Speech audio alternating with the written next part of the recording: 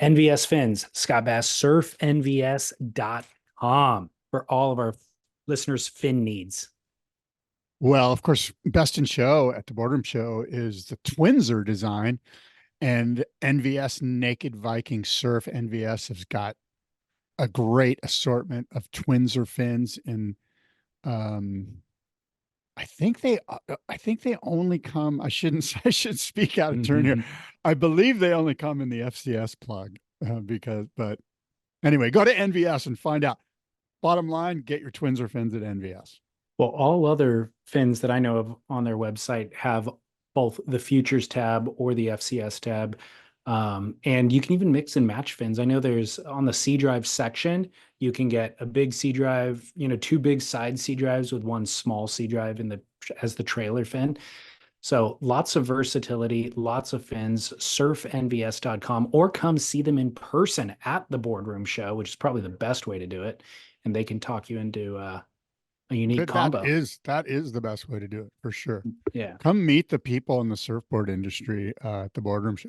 It's a really great opportunity for everybody. Yeah. And then also, as we're in the middle of summer and the water's finally starting to warm up a tiny bit here in Southern California, now's a great time to wear your drifties, driftline.co. And if you wear them, I personally guarantee you will get barreled like Scott Bass in the photos he's been publishing on Instagram. Too much publishing. You know what? I wore my drifties yesterday. The water's 70 degrees. I had my drifties and I had my long sleeve jacket, that I tie up into my drifties. So it's like basically like a long sleeve spring suit with a 2 mil jacket. And I'm a huge fan of the drifties with the 0.5 millimeter Yamamoto rubber. Can you say buttery and genitals at the same time? Buttery genitals. Sounds like the name of my new band. Who knew you'd want limestone underwear, Scott? That sounds so uncomfortable and turns out to be incredibly comfortable. I know, rocks next to your rocks. It doesn't make sense. Exactly. Yamamoto made out of limestone, which is less waste, less waste in the production of it, and more comfortable and warmer, better all the way around. So go check it out for yourself and use promo code SPIT. That'll save you 15% on driftline.co. Hell yes. As we see some movement at the takeoff zone, it's Kelly Slater grabbing rail. Yeah, guy. Holy mackerel. Yeah, guy, David. It's Tuesday, July 9th in 2024. This is Spit. This is the Spit podcast. We are spitballing at you. We talk all things surf. David Lee Scales, Scott Bass. Good morning. Good afternoon. Got an afternoon show coming at them. Hopefully you're powered by AG1 and it's keeping the synapses, neurons firing in your brain. You sound concerned. No, that maybe I'm not. Okay. Do you do oolong tea still? Occasionally. I haven't done it. I don't do it as much. When I need an afternoon uptick, I go to the AG1. Perfect. Or I go to the yerba mate. I have not gotten into yerba mate yet, but I'm always curious. The vessel that they drink it out of, I'm like, oh, okay, there's a whole thing that goes with it, and that appeals to me, but I've not tried it. The aesthetic of the drink is you're being drawn to it. I am, yeah, a little bit. That's I'm cool. like, what do they know that I don't know? What are they up to over there? Yeah, you have a certain aesthetic. There's no doubt. There's certain people just, are stylish. And you seem to be one of those. Look at your background. Look at my background. You can't really see my background. My background, this is the good part. It's a mess if I turn my camera. Well, I've actually cleaned it up. Your background looks like it's been curated.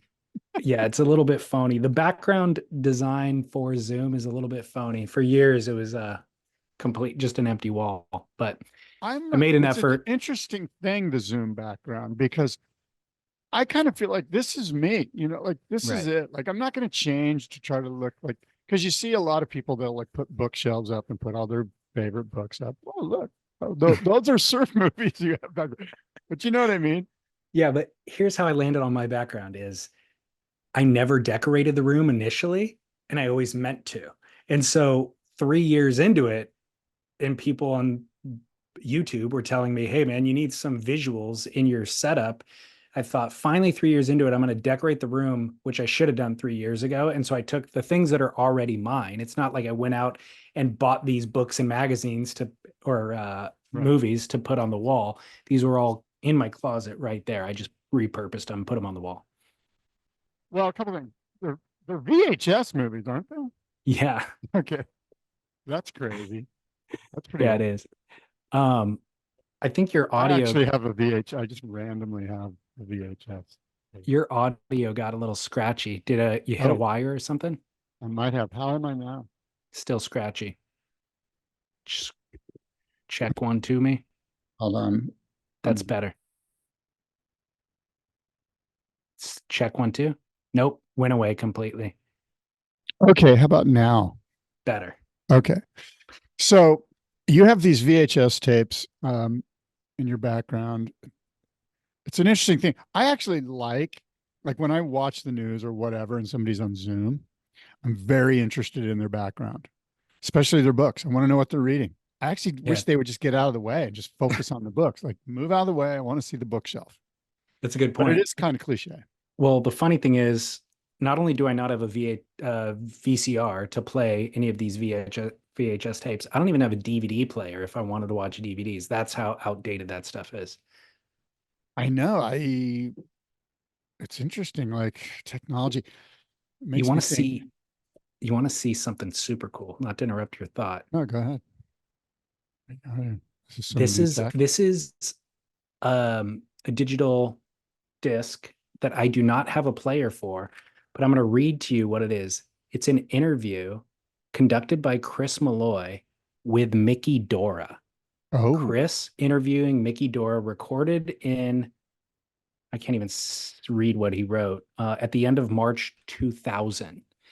So this is a never before heard interview. Chris Malloy gave this to me. And he said that Dana Goodyear actually asked him for it when she was doing that. I've heard, I was going to say, podcast. I've heard a little bit of this in that Lost Hills podcast. They did use some of it. Okay. And he's like, I don't have a purpose for it. Do you want it? Maybe you can publish it as a podcast at some point. And I was like, yeah, I'll take it. Like, I don't have a plan for it, but I'll take it from you and I can get it back to you anytime you need it. I just don't have a player to play this on. Then I went on Amazon and tried to buy a player, about 2 different ones. They were both the wrong ones, returned them both, and quit at that point. But I need to find a player that'll play this so I can listen to it. What else you might be able to do is there's people out there that will take your old photos from discs and put them into a digital format. They can probably do that with that audio. For sure. I'm apprehensive to send it. I know. Just because it's not mine. I know. That stuff's gold. You have gold right there, in my opinion. That is, I know. Because I've heard part of it and it's pretty good. Well, that's for the listeners to look forward to in a future episode of something. Absolutely. Before we came on the air, I was like, dude, there's nothing going on in surfing. Like, I've been scouring websites. It's all like, let me give you an example. How to not hide your car key while surfing. Like, these are stories on Step. How you can become better at airs. Alex Nose's 30th birthday present to Creed McTaggart. Hey, still winners. You should be paying attention to that one, because I actually did read that. Well, I thought that you got your boardroom PR people to connect with Stab somehow and creatively repackage some Bonzer hype, because that story Twins are hype. I'm sorry, Twins are hype. Yeah, not Bonzer hype, because that story is Creed McTaggart at the top of his game riding a Twinser, and you're all about the Twinser right now. So I thought you influenced that article. No, but it's actually pretty cool. And I've ridden I rode one of Alex Nose's board one time down in Salina Cruise, and I liked it. It was a good board. I was surprised. I mean, it's pretty crude. Like, you look at it, you're like, holy shit. You know what I mean? Like, there's no foil in the rail. It's very crude. Well, not in a bad way, in a good way. Kind of like my background. Yeah. It's very much Alex Nose, Well, you get the sense he's a utilitarian, like he wasn't going for aesthetic, he was going for function. And he's also tapping into the past. And so this is the theme of today's show, is board design, because almost every topic I have is centered right around that concept of board design. And I was looking at this. I'm going to bring it back. I don't want to say a name right now because it's going to reveal to you. A portion of the show later is about a specific surfer, but I've got a game to set it up, which is Who Said That? And if I reveal the name of that surfer, it'll give away the game. So before I get to that, I'm just going to say, I was looking at the cover shot of Aki here on Surfing World's most recent issue. It's at the US Open. Aki By the holding way, his did I buy one of those? No, Do I'm you still have sold any? out. No, Oh, sold didn't out. I was going to buy one. I'll see if I can get more for you. No, don't worry. I oversold it. Like I didn't take anybody's money, but there's a number of people who reached out wanting more, so I'll get another box. But Aki holding this famous 84 Rusty model. I looking at this cover shot and I'm like, man, it's so boxy. You know, like that thing, it's thick, it's boxy. And then I thought to myself, yeah, but that enabled Aki to do the style, like the style of surfing that Aki was doing really was made possible by having a small board that was that thick, that was these certain things. So then I was like, okay, that served a purpose, but you know, a shaper looked at that board and goes, I could foil those rails a little bit more tapered. And then if I do that, you know, it'll make it a little bit more maneuverable from rail to rail. And then once I go tapered on the rails, I could actually add a little bit of rocker. You can get a little bit more rocker fit in there. Once you go more rocker, then you can get more tighter turning radius. So even though this design looks crude, it was modern at the time. And with a slight modernization from there, it unlocked or enabled surfers to go new places on the wave and unlock new things. And you can really track the evolution of it, you know, just by looking at this one photo. It's funny you say that because I'm going to be interviewing Matt Biolos on Thursday, and I was thinking about surfboard design, and I've really come to this place that like they've kind of got it wired. And it's funny because I remember 20 years ago at Surfer Magazine, we thought the same thing. We're like, surfboard design, I mean, they got it wired. There's nothing else to talk about. Even the shapers are like, look, we got it pretty wired. Now we're just doing increments of this and increments of that and maybe fin designs but it feels like, especially for the high performance surf, they've got it pretty much like it's about as good as it can get, right? But we don't know what we don't know. And so I think Doug Hout once told me it's all cyclical. And so design Boxy rails are coming back. Well, a different concert of the variables that maybe haven't been done before might happen next, you know? So I don't know if boxy rails are coming back necessarily. Exactly. But incorporating maybe a boxiness at a certain part of the rail on a certain design, you know, might unlock something new. By the way, I rode a 1984 John Bradbury boxy rail quad out at Swamis just recently, like, 2 years ago. And it was interesting. I mean, and it felt like all this nostalgia. I was going down the stairs. It was a wider, full boxy rail all the way out. Yeah. And, I felt like I was going to freaking get my Todd Martin on out there, and it felt pretty weird. Like it felt like difficult. But were there parts of it that felt good? It just didn't feel like it didn't allow you to just go, you know what I mean? It wanted to sit up on top of the water. Yeah. Yeah. For me, the difficulty with that design was the flat deck. Flat deck had a hard time really, it just requires a lot more commitment to the turn I've even and like had not being able to concave adjust. decks, and that's sort of a hyper example of that. And you really, it gets tippy. You got to really like put your toes and your heels into the angle there. Which is why Aki was so skilled at riding them, because he would just go full bottom turn to full top turn and no in between.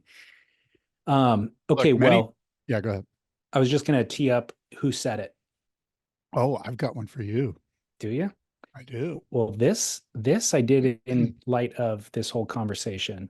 Okay, quote. Oh, I will never be a has-been. No way. I go surfing now and I rip the shit out of it. It just blows their minds. I'll never be a has-been. I'll just drop off undefeated. One thing that annoys me though is people who say this guy's got this ability, quote unquote. They think it's all me and that it's got nothing to do with my board. They they really that really blows me away because I've developed a surfboard that has a theory behind it. And it's like getting into a car and driving away. That's how much work has gone into my boards. After a lot of thinking and shaping, I've got it down to perfection. That's why I can win any contest because my equipment is dead right. I already, 95. oh, go ahead. What? I already You know got, who this is. I you think I do. know. Yeah. Go ahead, shout it out. Mark Richards. 95% of my equipment is my equipment. I'm a sportsman. I keep fit and I go surfing when I can, but I swear to God, if I would jump on someone else's boards, I would not do well. I'm not, I've got a certain amount of ability. I'm well balanced. I'm light footed, but on someone else's board, I couldn't have pulled off those contest wins. I'm not at my peak yet. I haven't really done well in contest in the islands yet, although I have ripped the shit out of it. Taking off 15 yards further inside the locals at sunset, they've seen me fly past them at 100 miles an hour. And what really keeps me going is this incredible amount of drive. I'm not happy unless I'm winning. I plan on retiring at 25, then maybe I'll put myself through school or something. I never really learned anything the first time I was there. End quote. Was it Shane A, Horan. Mark Richards, B, Simon Anderson, C, Wayne Lynch, or D, Michael Peterson? Michael Peterson. Yep. Tracks editor Phil Jarrett interviewing Michael Peterson not long after the 23-year-old failed to defend his title at the 1974 Coca-Cola Surfabout. Interesting. Wow, that's a good one. It's a great quote. I don't know if mine's going to be as quite as telling as yours. Well, there's a reason I brought up Michael Peterson, which I will Yeah. get into in the must-see moment later in today's show. Mhm. But I thought it was a character that would absolutely be worth revisiting. And so I pulled a little bit of information from Matt Warshaw's Encyclopedia of Surfing that I just want to read real quickly in addition to that, to Mhm. educate people on MP and also to direct attention to the Encyclopedia of Surfing and why you should subscribe to it for $3 a month. Matt Warshaw's retelling or biography is, quote, pyrotechnic Australian regular footer from Queensland's Gold Coast, winner of the Australian national titles in 1972 and 74, regarded by many as the world's most advanced high-performance surfer during the mid-70s. Michael Peterson, brimming with talent, ambition, and street-procured drugs, was as compelling a figure as the sport has ever produced. Equal parts brilliant and disturbed. Quote, he was Mickey Dora, James Dean, and Marlon Brando all rolled into one, world champ and fellow Queenslander Peter Townend said. Peterson visited Hawaii 3 times and proved to be just as electrifying in 15-footers as he was in small surf. His form was too much of his own to become mainstream, but a number of next-generation Australian surfers, most notably three-time world champion runner-up Gary Elkerton, adopted the Peterson style. Tense and introverted, Peterson usually arrived on the beach just seconds before a match was due to start. He gave mumbled, head-down acceptance speeches at contest award presentations or didn't bother showing up at all. He also had an explosive temper, and the public brawls he had with his younger brother Tom, who later became one of Queensland's best surfboard shapers, were the stuff of local legend. Fighting in the water once as teenagers, Michael ripped Tom's board away from him and paddled it out past the shark nets. Tom then swam to the shore, opened the hood of Michael's car, and hurled his brother's distributor and battery into the surf. I don't know why we had these problems, Peterson once told an Australian surf magazine. I try to be like everyone else, but it's hard.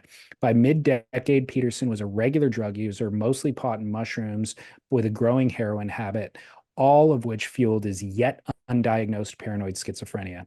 By 1975, Peterson's paranoia was such that he hid in a parking lot after winning his 3rd consecutive Bells Beach title, convinced that if he walked up to accept his prize check, spectators were going to be throwing things at me, end quote. Peterson, who earned a living by shaping surfboards, meanwhile, wanted nothing to do with the sanitizing that went with professional surfing. He kept his hair long, hid behind mirrored aviator sunglasses, and wore dark and frequently grungy clothes. So that's just a tidbit from the EOS, but wow, incredible retelling here. Couple questions, at least one. Okay. Is paranoid schizophrenia something that's underlying, or I'm of the uneducated opinion that if you take a lot of drugs and take a lot of acid and a lot of heroin and a lot of mushrooms, you're going to become paranoid schizophrenic. I don't know which comes first, the chicken or the egg. It's a good question. Yeah, I think, well, first of all, I think two things can exist independently and then amplify one another, right? So maybe maybe paranoid schizophrenia was undiagnosed prior and manageable, and Or then wait, got maybe there's amplified. something that was undiagnosed that ramped up into paranoid schizophrenia. Also, yeah, I have no idea how it I works, don't either. I don't either. but yeah, certainly I don't think the drugs would help it either way. Like there was something going on there that was diagnosable later, and I don't think the drugs would help it no matter what. But Yeah. it's all documented in a number of different ways. Sean Doherty wrote a book called MP: The Life of Michael Peterson in 2004, and that is available to purchase on Amazon or elsewhere. And then there's a documentary called Searching for Michael Peterson that you can view on Amazon through the Surf Network if you have a subscription to the Surf Network. So a lot of people have unpacked and asked the experts some of these questions and documented it in lots of different platforms. But what a figure Michael Peterson is. Yeah, it's interesting. You know, I think to myself, I'd like to read that book. And then I think to myself, like, what really was Michael Peterson, or any of us, you, me, any of us surfers? Like, have we done anything that's worthy of a biography? Like, I can get reading John Glenn's biography, or reading the biography of Genghis Khan, or, Alexander the Great, or like, you know what I mean? Like, is this a case where surfers are the worst? Like, what did he do? He was a great surfer. I'll give him that. I mean, and again, I love Michael Peterson. I love his surfboards. I love everything about it. I get it, but help me out here. Yeah, I understand what you're grappling with, but I don't think that the only people we need to write biographies about are conquerors of the world. You know what I mean? Or Yeah. I think that artists are equally as interesting to me from a human interest angle. And Yeah. so I think Peterson was an artist in a Yeah. lot of different ways. I think you're right. And then also just people who, uh, I don't know, struggle with, Well, I mean, addiction is one thing, but also struggle with the mental health kind of thing. And all of that is also equally interesting to me. I was going to say, yeah, I'm sure that Sean, because Sean's an incredible writer. I'm sure that Sean found a really great story arc that had plenty of conflict and that's interesting and engaging. And I'm sure that I would learn from it. And I want to read it. I just caught myself going, but you know what? He's MP, and for our little niche world, it's super fascinating. But just like, is it something that like your mother would read? Probably not. Probably But your not. mother would read the biography of Thomas Jefferson. I don't know what my mom's interests are. Well, when my it point comes is to whoever, picking the biography. layperson. My point is the layperson. I find him to be a compelling figure, like there's lots of, I mean, the idea of conflict, I'm sure you found conflict. There's tremendous conflict in his life. Yeah. One of the horrific things to learn about him was he was the product of a gang rape. Holy shit. Okay, I'm buying the book. That's how he came into this world. You know what I mean? Like that is a horrific starting point. Oh my God. That I I didn't shudder to know that. even like restate here because it's so horrid, but fascinating figure. And again, I've the never surf, heard that before. I can't believe I've never heard that before. yeah. That's amazing. Well, attribute it to Matt Warshaw. I don't want to pretend like I'm spreading rumors here outside, but Warshaw wrote it in the Encyclopedia of Surfing. Okay. But I think the one thing that a conversation maybe we've had before is, would he ever have unlocked the surfing that he unlocked without that tumultuous kind of life that he was living? Yeah, you get the sense that like the ocean is for a lot of us, it's an escape, and Yeah. some of us need the escape more than others. And I think he really needed the escape. And that's probably why he sought other ways to escape. But That's pretty fascinating. So did not know that. Well, the reason I bring it up is I'll just go straight to it. My must see moment presented by Treeswax is there's this contest that's going around on Instagram for the last week. It's called Only One MP, and it's a cutback contest. And in honor of course, MP's famous legendary screenshot image of him doing the cutback on the single fin. But you can post a clip on Instagram and be included in this contest. It can be an old clip, it can be a new clip, it does not matter. Entries are open until September 17th. All that you have to do is follow the @only_one_MP on Instagram, upload your forehand cutback video, caption it with the name of the account, and then the hashtag MPCCC24. And then mention your local shaper or your board company or your board riders or your sponsors if you want to. You can upload as many cutbacks as many entries as you want. You don't have to be a professional surfer. Just do one. You don't need to do more than one.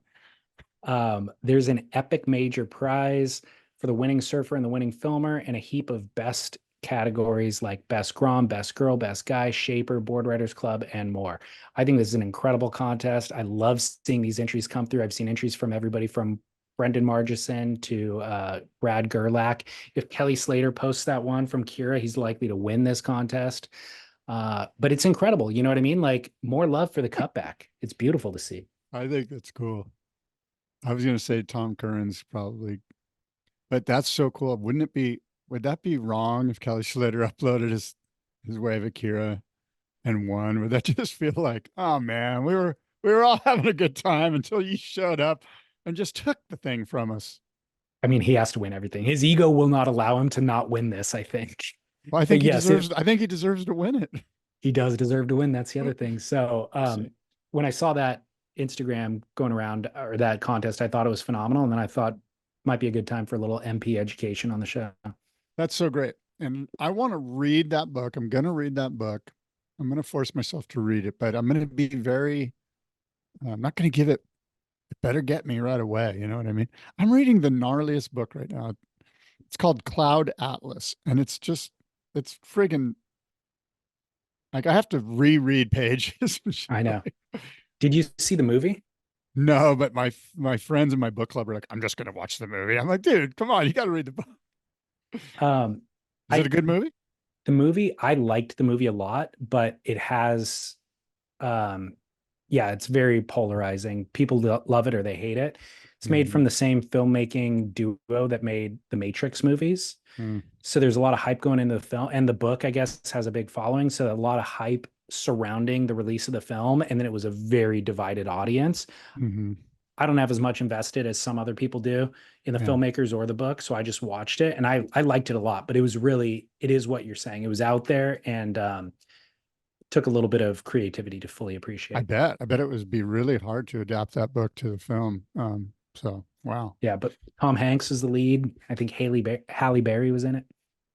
It's a weird book because it's just, there's like 5 different time frames. So it's hard to imagine that Tom Hanks is throughout the movie. Yeah, he's the same character in each of the time zones. Time frames. Interesting. Well, give me your who said it. Okay. One other thing about MP. Yeah. The idea that he wore grungy clothes sometimes, I just think those are just the clothes that he grabbed off the floor. Like, I don't think he purposely goes, I'm going to wear grungy clothes because this is the look I have. I think he just grabbed the shit that was in the back of his car. Agreed. Yeah, totally agree. And the other thing, though, about him, me saying like he wouldn't unlock that surfing without the tumultuous upbringing that he had. I'm thinking about, the way that I treat Austin as a 2.5-year-old. He's very cautious because I am cautious. I've raised him because I don't want him to get hurt. Now he doesn't want to hurt himself. Yeah. I was raised similarly. So when I started surfing, I take the easy path. Like, if there's like a big air section coming at me, I'm kicking out over that thing. You know what I mean? Like, yeah. I'm not hitting that and hucking into the flats because I know I could get hurt. Yeah. And so that's the thing that's different for MP, who wasn't raised with kid gloves. Like, he would just go balls to the wall, go as fast as you can and do as big of a turn as you can. And so new surfing gets unlocked and new board design gets unlocked. It's funny you say that because I was thinking about a guy like there's a friend of mine, his name's Sever Strom. He's from Point Loma, and he is an insane surfer, balls to the wall, like just the gnarliest guy. Like you just give him whatever board in the gnarliest condition, and he just goes right to the heaviest spot and just takes off. And he's just gnarly. And he's one of those guys. And I was just thinking about him random because I was thinking, you know what? I was actually foiling. I'm like, Sever would love foiling because you're basically bombing a hill on a skateboard in the water. You know what I mean? And he would dig it. I mean, he would take it full tilt, you know? Yeah. Yeah. No, I am not cut from that cloth. I'll take measured risks, calculated risks, Yeah. but there's always a measurement beforehand. Not to interrupt you again, but do you watch Life of Kai Lenny's YouTube thing? No, not actively. I probably should. Just for foiling inspiration alone. This most recent episode, I think it just dropped yesterday on the Red Bull. It's not even on his YouTube. You have to go to Red Bull to watch it. But Oh, I saw it. Is this a J-Bay? no, Oh, he's wing foil fishing. holy shit. Is he hooking up? Yes. And that's the thing. Him and his brother Ridge are like, this is the best thing ever because of your stealth mode. Like fish never see you coming, Yeah. and they're catching crazy stuff. And then he also goes switch stance on the foil. He's I've seen that. filming. Yeah, he's filming with his selfie stick and he just switches position, catches a wave, surfs it front side, then switches back, goes the other way, surfs that front side. It's like, this guy's insanely talented. I'm hoping to get there. I'm at this place where I'm hoping there's a breakthrough because I see guys ripping and I Yeah. can go, but I'm kind of tentative on my turns. I actually reached out to the guys at the Progression Project. I almost feel like I could go to another camp because I kind of feel like, anyway, I don't want to bore people with this. Let's talk about my Who Said That. Yeah, I'm ready. Okay, ready? Here we go. We're quoting. I was always impressed with Ron Stoner's work. I thought his photos were insanely beautiful. They just really captured the essence of what the surfing experience was. The type of photos where I could show my parents and say, hey, mom and dad, this is what surfing's like. Maybe John Severson was the first guy I noticed, but Stoner really made a lasting impression. After that, it was Art Brewer. I was also impressed by Ron Perot's travel stuff and all the inventive things George Greeno did. Greeno made a really strong impression on me. More recently, I've been inspired by Bud Brown. He's a classic. I like Bud's style, intense, full action in all realms. He's really captured the essence, the juice. Except for Greeno, all other water photographers are just copying a style Bud pioneered. David, who said that? Was it A, Warren Bolster, B, Jeff Devine, C, Aaron Chang, or D, Brad Barrett? My first thought, without you giving any, midway through, was Jeff Devine. Then I thought Aaron Chang potentially. So the fact that you mentioned both of those is interesting, but I'm going to go Brad Barrett. D. Wrong. It is Warren Bolster. Wow. Legendary Okay. Warren Bolster. Okay. And I've brought up his EOS page, Encyclopedia of Surfing. Matt Warshaw's fabulous resource. Protean, self-taught American surf photographer from Oahu, a top name in the field from the 70s to the mid-aughts, best known for his water shot images. The adopted son of a ranking American Foreign Service diplomat, Warren spent much of his childhood overseas. His family moved to Sydney, and Bolster began surfing at Bondi Beach. In 1967, he moved to Cocoa Beach, Florida, and soon earned a reputation as one of the state's top competitive surfers. Bolster moved to San Diego 2 years later. In 1970, he was using a waterproof camera housing for the first time and shooting his first roll of color film. He produced a surfing magazine cover shot. Later that year, he was listed on the surfing masthead. Bolster switched to Surfer in 1975, where he remained a staff photographer until 92. In 76 and 77, he also worked as Surfer's associate editor. And from 75 to 78, he was the editor of Skateboarder magazine. By 2000, he'd written more than 30 articles for the American Surf Press. I didn't know he worked in the skate industry too. Skate mag. Oh yeah, he was the guy at Skateboarder when I was a kid. Amazing. Bolster. Yeah, I mean, I just remember the mounted shots on surfboards that were cover shots, Rob Yeah. Machado with the Jimi Hendrix thing, and then Bonga Perkins. There was a Surfer magazine cover with Bonga Yeah, I backdoor. want to say John Roseman at Tavarua too. I think that was a Warren Bolster, camera mount. Yeah. Fascinating. Good Yeah, call. Rocketmoney.com/surf. Just this week, my wife figured out she was paying a subscription for Showtime, but then also paying for Paramount Plus, which includes Showtime for free. That's precisely what Rocket Money was designed for. A modern tool that meticulously tracks the details that we easily get distracted from. It's a finance app that finds and cancels your unwanted subscriptions, monitors your monthly spending, and helps you lower your bills. It gives you freedom by helping you see your subscriptions in a simple dashboard and alerts you about hidden fees or increases. Rocket Money has over 5 million users and has helped save its members an average of $720 a year with over $500 million in canceled subscriptions. Stop wasting money on things that you don't use. Cancel your unwanted subscriptions by going to rocketmoney.com/surf. Calm the clutter in your head, simplify the tedium of your financial life, and find freedom through rocketmoney.com/surf. Yeah, there you go. Well, a couple things in surf contest news. The Bolito CS event just wrapped up. Ian Gavea and Bella Kenworthy won the event, but once again, hiccups throughout the event took the spotlight. There was an interference call, and then there was a air that was deemed no make. Did you see this clip? I heard about it. I read about it on Stab. I didn't see it. And it sounds like it was probably a make from what I read. So if you have your phone handy, you can Yeah. look it up real quick. Go to Stab Magazine's Instagram account. Yeah. And you can view it, and then we can discuss. But here's what needs to happen. This I love it. This is so. First of all, the surfer's name is Edgard Groggia, and he did a big frontside full rotation air. He won the heat, even that with them deeming this a no make, he still won the heat. So really, What the hell? That was a make. Right. Okay, good. I'm glad kidding you me? said that. So he won the heat, so it really doesn't matter in the end that he didn't get the score, but it does matter. And here's what I want to start by doing is defining the terms. Okay.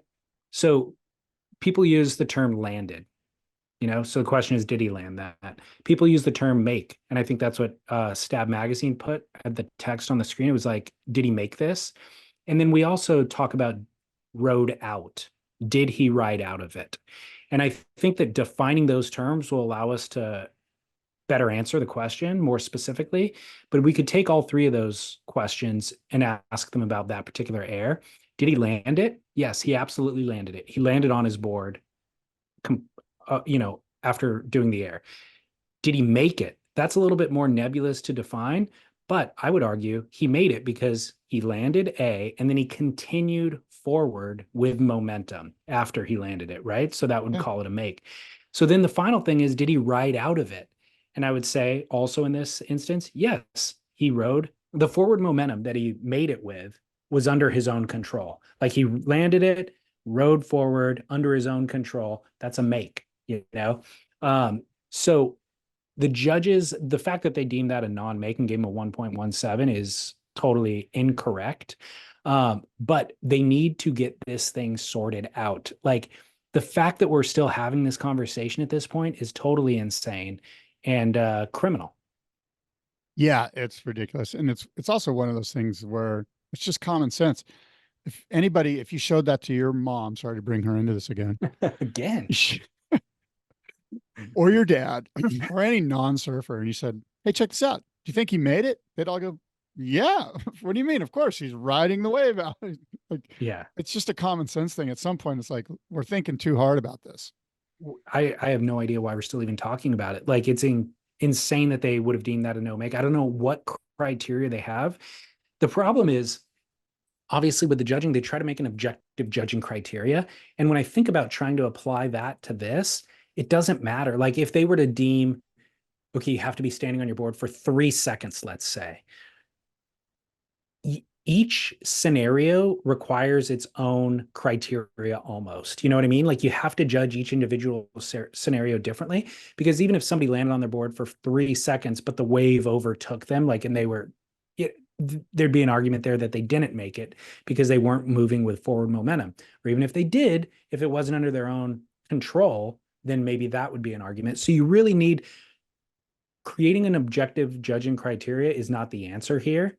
That's almost a futile effort, no matter what. You have to be able to analyze each individual instance, but almost no matter what analysis you put on this, you would deem this a make and a completion. Like, I don't know how they landed on a non-completion on this particular wave. I don't either. It's silly. And I got to say, I'm watching Creed McTaggart ride this Twinser, Alex Knost Twinser on Stab. And I've seen this, I watched this before. I watched it last week. But I'm really engaged in the slow motion of him in the top turn, that hook turn, and what the board is doing there. And it looks, and I'm going to say a word we often use, buttery. That board looks buttery. And I'm going to attribute it to the Twinser, the twin fin with the little killer little canard twins that just add so much spice and connection to your turn. I agree. It's incredible. I've not seen anybody ride a Twinser that well ever, I don't think. And it's unlikely because Alex Knost's boards tend to be pretty crude, but that one is like foiled. It looks modernized, and Creed's surfing is super modern, and but with like a strong foundation and fundamentals of power surfing. And so it's a really great combo. I love it. Yeah, this board looks flat too. I secretly want to order one of these boards now after watching. It looks long. It looks like it's 6'6" or something. He rides, even his pointy thrusters, he rides long. Like he looks good on a long board for sure. Let's see if it says how big it is here. Oh, it's 7'2". Wait, no. Anyway. It doesn't look that big. No. Well, the other final thing I want to mention about the Bolito comp is just Vahini Fierro, who you've been tracking for her Tahiti performances. Looked incredible. She got second in this event, which indicates she rips in small waves as well. So I think that's important to note as she potentially positions herself for qualification in the 2025 tour. Yeah, we're stoked. Everyone in SoCal stoked for Bella Kenworthy. Yeah. Mostly because we're all friends with Jason. And I don't really know Bella, but I've known Jason for a long time, and he's a great guy, and he's a great father. And so super stoked for that, Yeah, no, it's great to see. Speaking of Twinsers, remind me, somebody asked me this past week, who's shaping in the Icons of Foam at the Boardroom Show? I'm glad you asked. The Icons of Foam is, I just updated the website. Michael Arenal from Ventura, Jordan Brazy from Virginia Beach, Ryan Birch from Encinitas, Simon Jones from Byron Bay, Australia, Josh Hall from San Diego. That's right, Josh. Axel Lorenz from Spain, Grant Noble from Costa Mesa, and Moon from South Korea, Moon Custom Shapes. Okay, good. Well, I'm glad you updated the website, because I checked the website a few days ago and it was not on there. So yeah, I updated it this morning. Okay. But one of the things I found kind of fun, I was like, where's Grant Noble from? So I sent him a text. I'm like, hey, are you from Newport or Laguna? He goes, no, man, Costa Mesa. Like he fully owned it. I was so stoked. I'm like, Costa Mesa is like the core. That's the core zone. You know what I mean? That's so funny. Costa Mesa was working class town for those who couldn't live in Newport Beach. Exactly. You go up the hill and you live in Costa Mesa.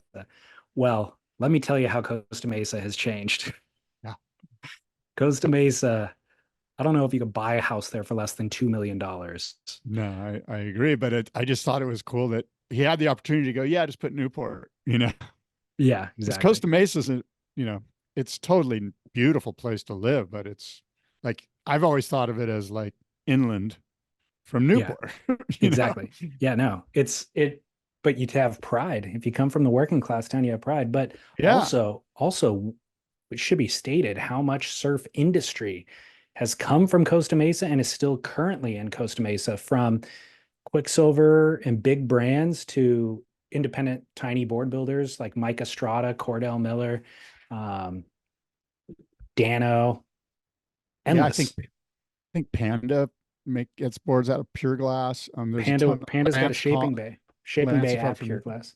yeah, there's a bunch of guys that are producing boards out of Costa Mesa. And you're right. Like Hurley was there forever. Quicksilver, Ruka was there for a long time. Yeah. Um, Here's some guys, by the way. Best in Show is the Twinser. It's presented by Go Fast Campers. Go Fast Campers is supporting the surfboard industry, and we're excited to have them involved.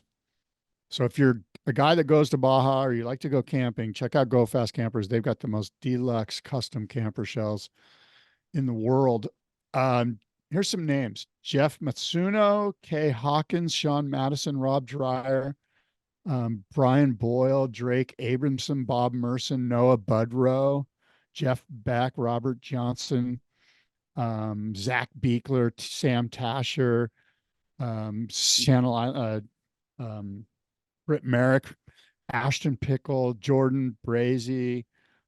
These are Paul Gomez. No, not Paul. Niwa Shinji, Tomas, Brian Crane, Soto Surfcraft, Shea Soma. There's just a whole litany of guys that are already committing to Best in Show, not to mention all the exhibitors that'll be there will have boards in the Best in Show, like Rusty, Lost, Christensen, all those guys.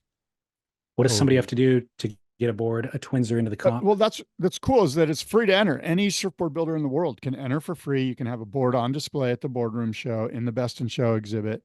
And so all you got to do is just go onto the boardroomshow.com website, click on Best in Show. There's an explanation.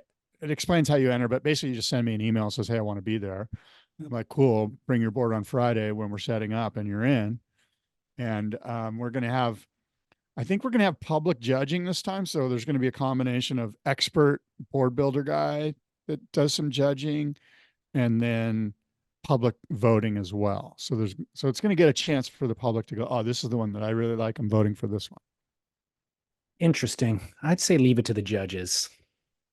Well, I agree with that. It's going to be weighted. I think it's going to be Okay. 2/3 towards the judges and 1/3 towards the public voting. I like the idea of incorporating the public, but it gets a bit unwieldy, and I don't know that anybody's going to have anything more insightful to say than Stu Kenson. I know. I agree. I totally agree. Okay. Yeah. But you do you. All right. I think cool. I'm excited. Incorporating the public. It's kind of cool. Okay. I like it. Did you By happen the to way, read? can I just say this real quick? Yeah. You know, my dear friend Tim Crozier, who broke his femur surfing about, I don't know, it must have been 9 months ago or something. Just horrific, right? Just broken femur surfing, taken into the hospital. It was looking at a long period of recovery and just nightmare medical situation and out of work. Well, I spoke with Tim recently. He's back in business. He's going to be shaping surfboards, his Blackbird surfboard label, specifically out at Moonlight Glassing. And so you can get a hold of Tim, and he's back shaping surfboards. And so he's a huge part, as you know, a huge part of the Boardroom Show. He has been with me for a long time, almost since the beginning. I think he started in about 5 or 6 shows in, but he's been there a long time, and we've had many road trips doing the Boardroom Show together. Japan, Santa Cruz, Ventura, Orlando, all over the place. And so I'm stoked that Tim's healthy again.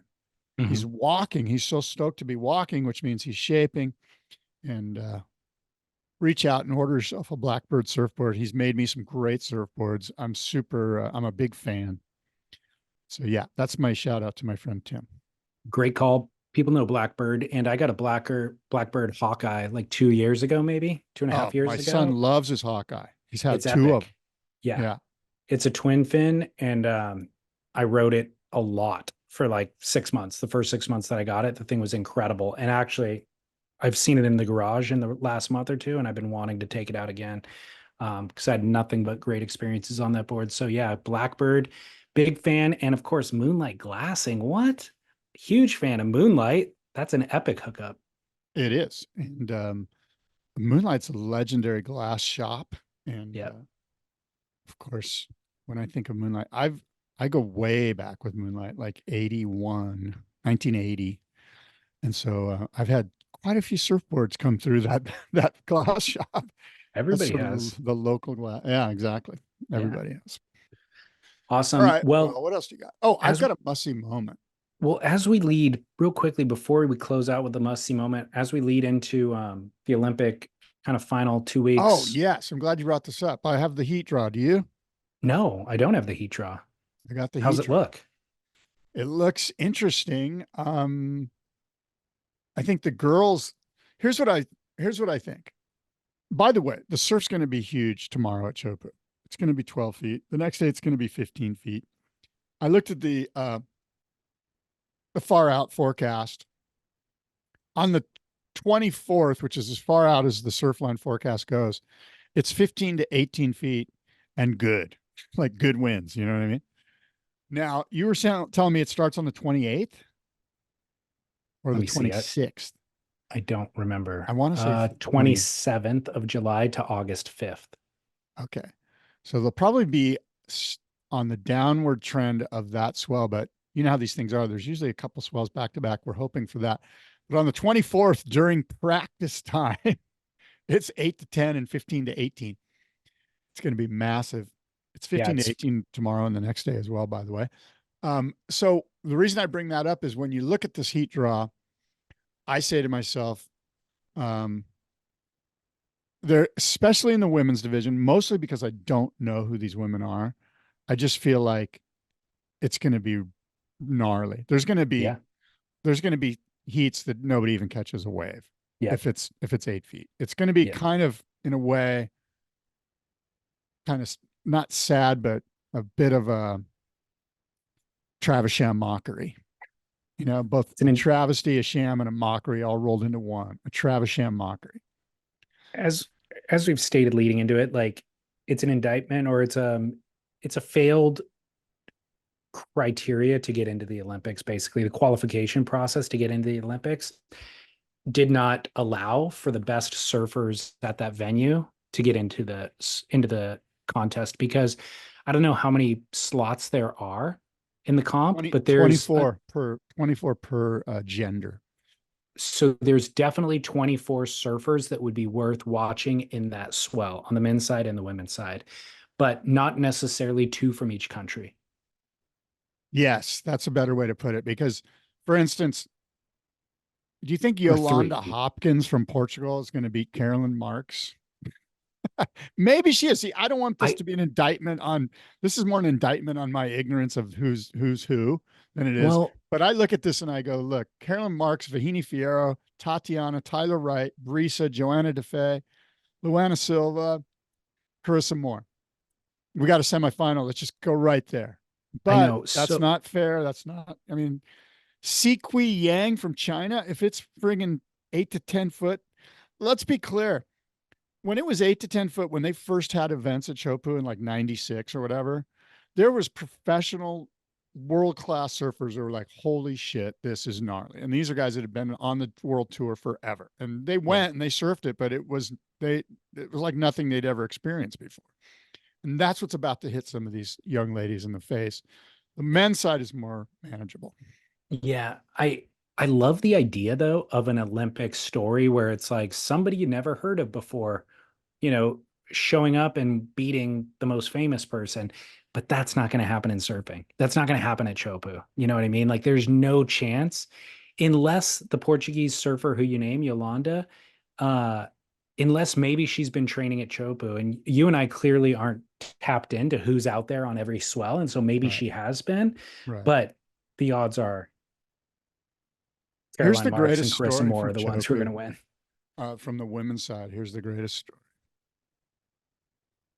Siqui Yang, the Chinese girl, I don't know, what is she, 16 or I don't even know.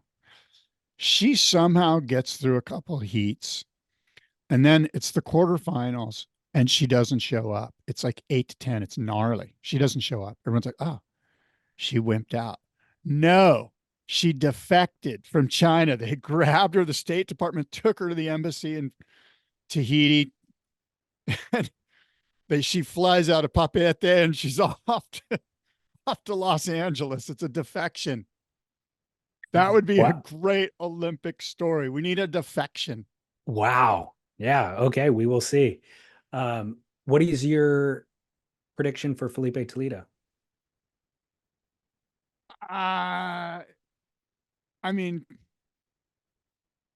will he be there tomorrow? He and will the be next there. day? Yeah, he will be there. No, I mean, will he be there for this swell leading into the event? Oh, I doubt it.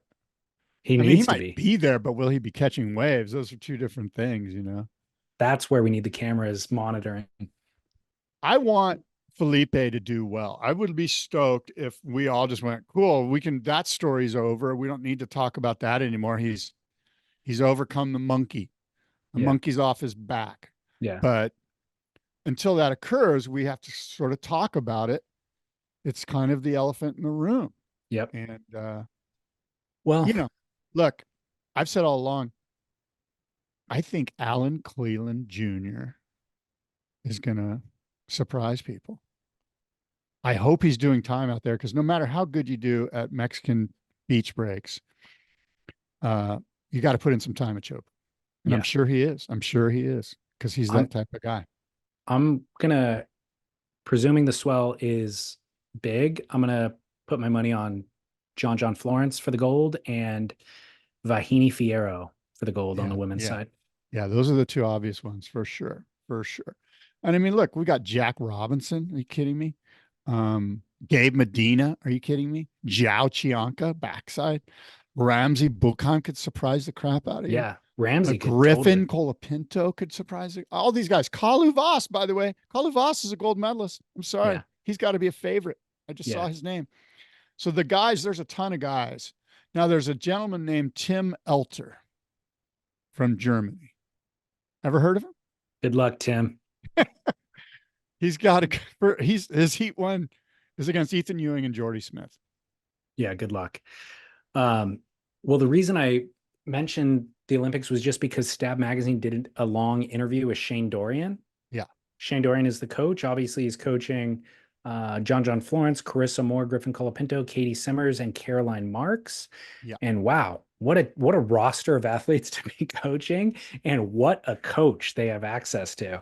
And interestingly, the assistant coach is Australia's Mitchell Ross, who has been on. Yeah.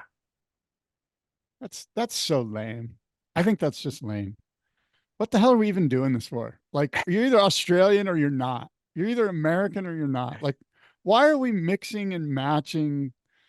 You mean the Americans couldn't find anybody else to be the assistant coach? We had to reach into another nation state for this event that is all about national pride? I don't know how it happened. I know Brett Simpson was involved up until just recently, so I don't know where he went. And Mitch Ross has obviously been in Carissa Moore's corner for years, so maybe that was the connection, but I don't know how this happened. But whatever. That was just an interesting detail from the interview with Shane. I don't really care either way, but I just think it's, I don't know. It's just, it is weird. I thought it was especially weird. if you were an Australian, you'd be kind of bummed. You'd be like, oh, he jumped ship on us. Totally. Yeah, totally. You know, he's going friggin' tall poppy on us. We got to clip that fucker. The Shane interview doesn't break down a lot about coaching, strategy. It's pitched or titled as a coach or a Olympic coach kind of interview, but they don't really get into that too much. But Shane is just so smart. Like, just hearing from Shane, I really, really enjoyed the interview. He addresses parenting, he addresses longevity in surfing. He addresses his stem cell treatment that he got recently that has been beneficial for him. So I was a big fan of it, and highly recommend anybody checking that out if they want to hear from Shane. So Carissa Moore, Carolyn Marks, John Griffin, and Katie Simmers.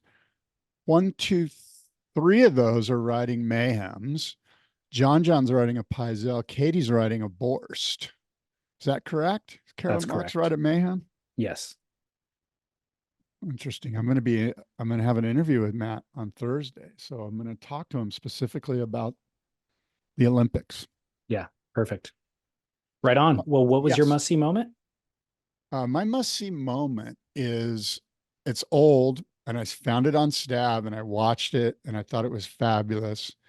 And it was the best surfing I've ever seen. You probably already brought this up on one of our episodes, because this is from May. Which one? The best surfing I've ever seen, Lakeland McKinnon in Sumatra 2018 with Brent Dorrington. And let me just say this. By the way, must-see moment presented by Treeswax. Let me just say this. Yeah, the waves are ridiculous in this clip. And yeah, the surfing is incredible. And yeah, the wave is gnarly. This is a story of friendship. And Lockie is just a classic Aussie mate telling a story of friendship. And that's why this is my must-see moment on Stab Mag. The best surfing I've ever seen, Lakeland McKinnon. And the surfer is Brent Dorrington. I love that series. I did not see that episode. It's really good. I'm wondering, I must imagine that Lakeland McKinnon must be Andrew McKinnon's son. Oh, maybe. Yeah, I think because he's from Coolangatta, so I bet he is. I mean, it's a small little town there. Right. Very good. I'm going to check it out. I love that series. My must-see moment I already mentioned, presented by Treeswax, treeswax.com, petroleum-free surf wax, is the MP Cuddy contest. So go. Scott, are you going to make a submission? I believe me, part of the vanity, the ego in here was like, I'm going to be in that, but I don't think I'm worthy. First of all, I don't really do turns anymore. All I do is a bottom turn. You're right. I don't really even do a cutback. You know what I mean? And all I do is foil. I haven't surfed since I got back from Indo. I've just been foiling. And yeah. Well, see. Well, if you got any Indo clips of a Cuddy, throw it in there. I don't. It's funny. I never did a turn when I was in. I never did one turn. That's all amazing. I did was go straight. Right. Well, my pick of the clips that have been submitted so far is one Margot cutback from Bells that you've seen before. But it's just like, it's the rebound that is so incredible. The cutback's like, standard drawn out roundhouse, but then the bang off the whitewash is just incredible. Figure 8. So Margot is my pick, and it's like a 25-year-old clip, but still hard to beat. I sense that if I was a judge, what I would want to do is be able to superimpose the modern cutback, that like click it and stop it right at that moment of transition through the big hack, and be able to superimpose that on top of MP. And if you don't look identical, if you don't mirror up with him, then you're out. I don't want to just see a good cutback. I want to see you do an MP cutback. I want it to mirror what MP did. Well, then get on a single fin, peeps, if you want to win this comp. That's the way to do it. I will say this.